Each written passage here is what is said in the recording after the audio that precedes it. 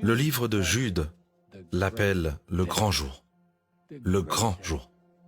Maintenant, ce grand jour sera un jour normal. Les gens prendront leur café, supporteront les grondements de la circulation, rigoleront, parleront du temps qu'il fait. Des milliers de personnes naîtront, des milliers mourront. L'Écriture dit que l'arrivée du Fils de l'homme aura lieu dans des temps comme celui de Noé.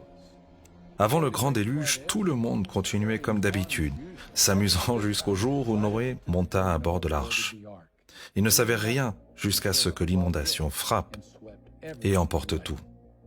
Vous voyez, la venue du Christ sera inattendue. La plupart des gens seront inconscients, joueront sur la plage, profiteront de la vie. Le grand jour prendra la plupart des gens au dépourvu. Et bien que nous ne sachions pas tout sur ce jour, nous le savons, il y aura un grand cri. Avez-vous entendu cette écriture de 1 Thessaloniciens ? Le Seigneur lui-même descendra du ciel avec un cri de commandement. Avant de voir des anges, d'entendre des trompettes ou d'embrasser nos grands-parents, nous serons engloutis par la voix de Jésus. Les morts entendront la voix du Fils de Dieu. Tous ceux qui sont dans leur tombe entendront sa voix, et ensuite, ils sortiront. Vous voyez que le cri de Dieu déclenchera la voix d'un archange avec la trompette de Dieu. L'archange est le commandant. Il enverra des armées d'anges pour leur plus grande mission. Rassembler les enfants de Dieu en une grande assemblée. Dans ce grand jour, ils vous escorteront dans le ciel et vous rencontrerez Dieu.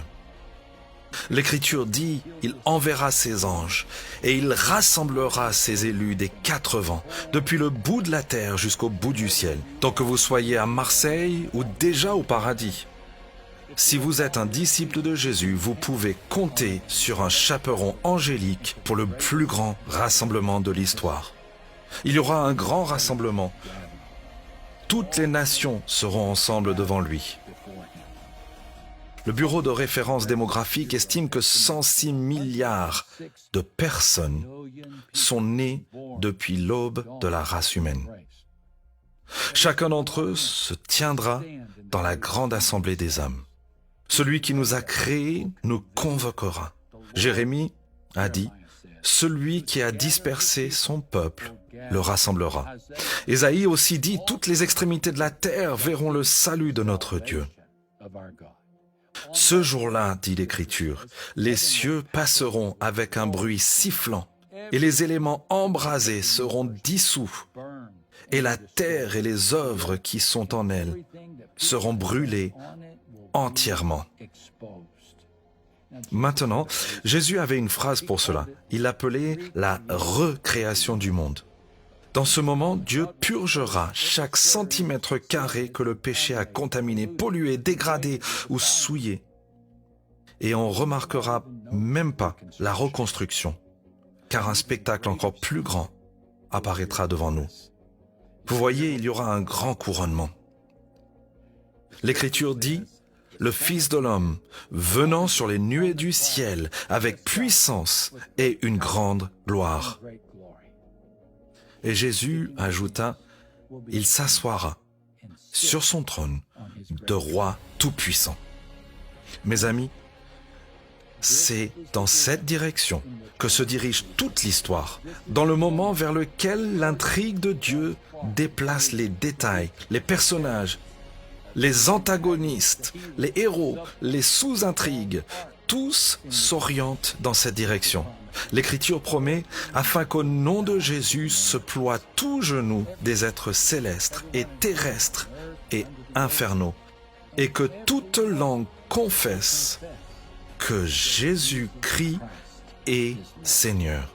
Tout le monde, des multitudes de gens s'inclineront comme un champ de blé soufflé par le vent, chacun disant « Ô roi, tu es le plus digne. » Regardez cette promesse du livre d'Apocalypse. Alors j'entends une voix forte qui vient du siège royal. Elle dit, « Maintenant la maison de Dieu est au milieu des êtres humains.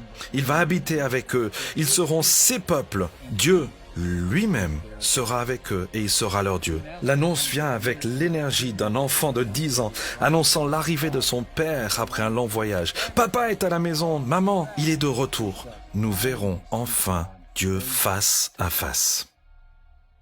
Laissez-vous guider.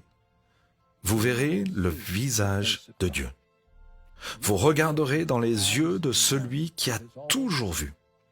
Vous verrez la bouche qui commande l'histoire. Et encore plus étonnant que le moment où vous verrez son visage sera le moment où il va toucher le vôtre. L'Écriture dit, il essuiera toutes les larmes de leurs yeux. C'est ce qu'un père devrait faire. De nos jours sur terre, et pourtant cela peut sembler si difficile, non? Marqué par les conflits et attristé par la séparation. Que nous arrive-t-il dans ce monde? La réponse de Dieu, un grand jour.